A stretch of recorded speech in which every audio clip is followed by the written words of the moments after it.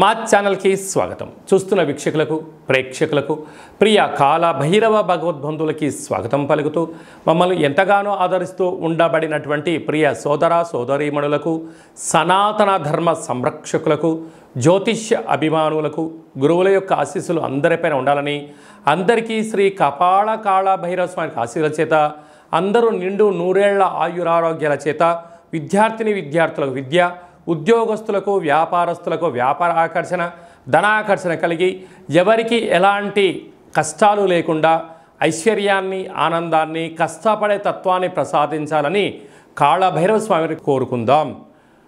16/7/2024 నుండి 31/7/2024 వరకు పుట్టినటువంటి వారందరికీ కూడా ముందస్తుగా జన్మదిన శుభాకాంక్షలు. గతంలో వివాహం చేసుకున్న వారికి వివాహ వార్షికోత్సవ శుభాకాంక్షలు. ద్వాదశ రాశుల్లో గ్రహ గమనాల్ని వీక్షింపచేద్దాం. వృషభ రాశిలో కుజుడు మరియు దేవగురు బృహస్పతి సంచార స్థితి, కర్కాటక రాశిలో రవి బుధ సంచార స్థితితో బుధాదిత్య రాజయోగం మరియు శుక్రుడు అక్కడే సంచార స్థితి, కన్యరాశిలో కేతు సంచార స్థితి, కుంభరాశిలో శని భగవానుడు స్వక్షేత్ర వక్ర గమన సంచార స్థితి, మీనరాశిలో రాహు సంచార స్థితిలో ద్వాదశ రాశుల్లో గ్రహ గమనాలు ఈ విధంగా ఉన్నాయి.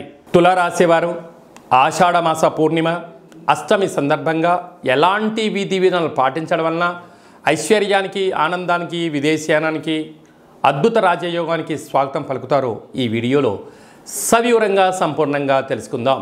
తులారాశిలో ఏ నక్షత్రాలు వస్తాయనగా చిత్తా నక్షత్రంలోని 3వ పాదం 4వ పాదం, స్వాతి నక్షత్రంలోని 4 పాదాలు, విశాఖ నక్షత్రంలోని 1, 2, 3 పాదములు కలిపితే తులారాశి.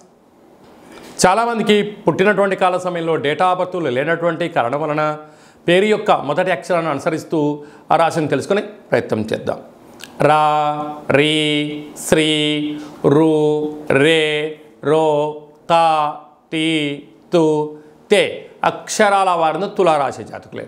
తులారాశి యొక్క అధిపతి శుక్ర భగవానుడు.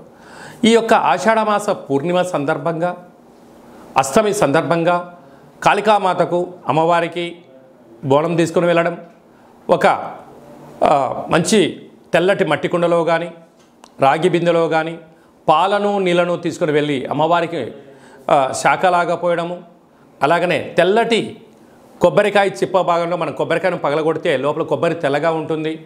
కొబ్బరి నూనెను వేసి 8 రకాల ఒత్తులను 8 వైపులా వేసి వెలిగించి ఇంట్లో నుంచి తీసుకొని వెళ్ళి అమ్మవారి ముందర పెట్టడం వలన నూతన వస్త్ర ఆభరణాలు, నూతన బంగారు ఆభరణాలు, ఎలక్ట్రానిక్ వస్తువులు, గృహాలు, విదేశానానికి వెళ్ళేటువంటి ఉద్యోగంలో ప్రమోషన్స్ వచ్చే అవకాశాలు చాలా అధికంగా ఉంటాయని చెప్పి గమనించాలి. అలాగనే పంచమ స్థానంలో శని సంచార స్థితి ఉండడం వలన నూతనంగా వివాహమైన వారికి సంతాన యోగం, పిల్లల యొక్క చదువులు, పిల్లల అభివృద్ధి, పిల్లలు ఎలాంటి ఉన్నత స్థితికి ఎదగాలో తల్లిదండ్రులు ఆలోచన చేయడంలో అద్భుతమైన విజయం మీ సొంతమవుతుంది. 6వ స్థానంలో రాహు సంచార స్థితి ఉండడం వలన దయచేసి అప్పులు ఇవ్వద్దు, అప్పులు తీసుకోవద్దు.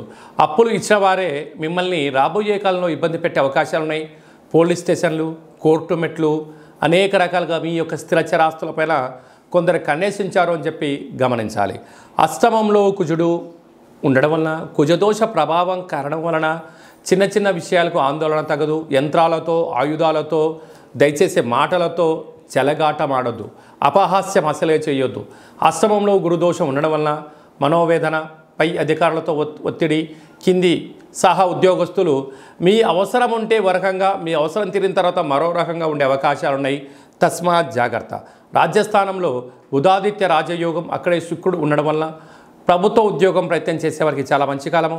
ప్రైవేట్ రంగంలో ఉండబడినటువంటి వారికి ప్రమోషన్స్ రావడము, బ్యాంకు లోన్లు సరైన సమయానికి ధనం అందడము, స్థిరాస్తులు చరాస్తులు మీ సొంతం కాబోతున్నాయి. కనుక వీలైనంత వరకు మౌనం, ధ్యానం, ఏకాగ్రత, ధ్యానంగా ఉండగలిగినట్లయితే రాబోయే కాలం అంతా మంచి కాలమే అని చెప్పి గమనించాలి. జూలై మాసంలో ద్వితీయార్థంలో ముఖ్యమైనటువంటి పండగల గురించి సవివరంగా సంపూర్ణంగా క్లుప్తంగా తెలుసుకుందాం. 21/7/2024 ఆషాఢమాస పూర్ణిమ ఆదివారం ఉత్తరాషాఢ నక్షత్రం రావడం వలన గురు పూర్ణిమ, వ్యాస పూర్ణిమ అని చెప్పుకుంటాం. గురువులకు, తల్లిదండ్రులకు, మనకు మొట్టమొదటిసారిగా అక్షరాభ్యాసం నేర్పించినటువంటి గురువుల పేర్లు స్మరించుకోవడం, మనం ఏదైనా వృత్తులలో, ఉద్యోగాల్లో, వ్యాపారాల్లో మనల్ని క్షేమాన్ని కోరి మనల్ని ముందుకు తీసుకెళ్లి సలహాలు ఇచ్చిన వారందరినీ కూడా ఆ రోజు గురుముఖత వారికి ఒక నమస్కారం తెలియజేసుకోవడం, వారిని కలవడం, వారితో ఆధ్యాత్మిక చర్చలు చేయడం వలన గురు యొక్క ఆశీస్సులు కలిగి ఉన్నతమైన స్థాయికి ఎదుగుతామని చెప్పి తెలుసుకోవాలి. మనమందరూ కూడా వేద వ్యాస మహర్షి స్వామివారిని స్మరించుకోవడం, అలాగనే గౌతమ బుద్ధుడు, స్వామి వివేకానంద గారు, అలాగనే సకల దేవతలు, సద్గురు సాయినాథుడు, తల్లిదండ్రులు అందరినీ గౌరవించుకోవడం మన సనాతన హిందూ సాంప్రదాయంగా భావించగలగాలి. అలాగనే 28/7/2024 ఆషాఢమాస బహుళ అష్టమి ఆదివారం అశ్విని నక్షత్ర సందర్భంగా కపాళకాళ భైరవ స్వామి యొక్క పూజ. అంటే కాళభైరవుడికి పూర్ణిమ, అష్టమి సందర్భాలలో స్మరిస్తే చాలు, పదని వెనక నేనున్నాను అని చెప్పే ఏకైక భగవంతుడే కాళభైరవ స్వామివారు. కాలాన్ని శాసింపజేసే శక్తికి కాళభైరవుడికి ఉంటుంది. ఒక్కొక్క నెలలో ఒక్కొక్క కాళభైరవ స్వామివారు ఉంటారు. కనుక మనకు ఆషాఢమాసంలో కపాళకాళ భైరవ స్వామి యొక్క ఆశీస్సుల కోసం మనం ఆయన స్మరణ, అష్టకం, జపాన్ చేయడం, దానం చేయడము, సునకపు మహారాజు అనక కుక్కలకు రోజు అన్నం పెట్టడం, కాకులకు ఆహారాన్ని, వీలైతే మద్యాన్ని పోసి చూడండి, అద్భుతమైనటువంటి నరదృష్టి, శత్రు ప్రభావాలు తొలగిపోతాయని చెప్పి గమనించగలగాలి.